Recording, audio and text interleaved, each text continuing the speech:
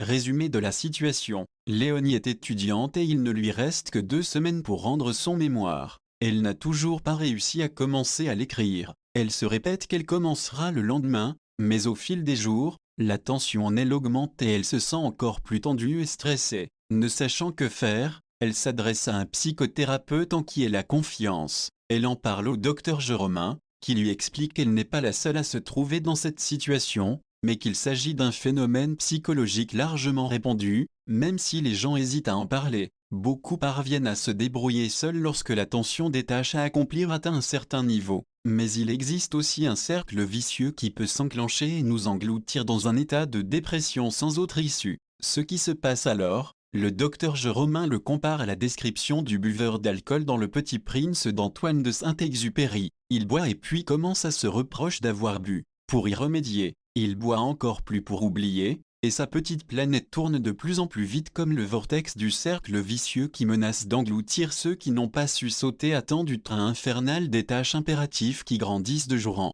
jour avec tout le travail que nous avons déjà reporté au jour suivant. La montagne de choses à faire devant nous atteint rapidement une taille telle que nous perdons le contrôle de la situation et ne voyons plus d'issue, car nous continuons à repousser les échéances de jour en jour, alors que dans le même temps leur réalisation devient de plus en plus difficile à réaliser. Léonie vient d'arriver à une telle situation où elle se voit incapable de rattraper ce qu'elle ne cesse de repousser au lendemain sans jamais trouver le moyen de se mettre au travail et de commencer à rédiger son mémoire. Elle demande de l'aide au docteur Jérôme qui accepte de lui tendre un bras pour la sauver avant qu'elle ne se noie. Elle arrive aujourd'hui à sa première séance de thérapie.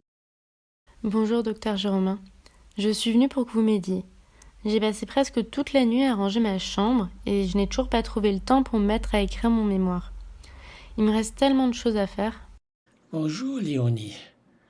Je vois, vous aviez l'air fatiguée aujourd'hui. Parlez-moi de votre journée d'hier. Dès que je suis rentrée hier soir, je voulais me mettre à écrire le mémoire, mais à peine arrivée chez moi, j'ai senti l'odeur de la poubelle qu'il fallait aller vider. Ensuite, il y avait la salle de bain qui était devenue sale et je l'ai vite nettoyée. Mais avant de prendre place à mon bureau pour écrire, il y avait encore des messages de mes amis sur le téléphone auxquels je devais répondre. Ensuite, j'ai vu que mes crayons étaient mal rangés et que l'un de mes livres était tombé de la bibliothèque. Je vois que vous avez été immédiatement occupée dès votre arrivée à la maison. Oui, et ça n'a pas pris fin. Quand j'avais finalement tout rangé, j'étais tellement fatiguée que je ne pouvais pas faire autrement que de me coucher et de décider de commencer à écrire le lendemain, quand je serais plus reposée. Il faut absolument que vous m'aidiez à commencer à écrire. J'entends ce que vous me dites, mais dites-moi, c'est vraiment si désagréable pour vous d'avoir nettoyé votre chambre et la salle de bain? Non, vous voyez, cela ne me dérange pas de faire le nettoyage, je me sens même un peu mieux quand tout est fait. Ça me conforte que j'ai réussi à mettre tout cela en ordre. Mais ce qui reste toujours encore à faire, c'est écrire le mémoire. Mais parlez-moi de ça, Léonie. Pourquoi voulez-vous tant écrire ce mémoire? Quelle question, il le faut absolument pour terminer mes études. Et pourtant, cela devrait-il être important si vous terminez vos études? Vous pourrez aussi bien vivre sans les terminer. Mes parents seraient très déçus si je ne le fais pas. Donc c'est juste parce que vos parents le veulent. Mais c'est aussi important pour mon avenir.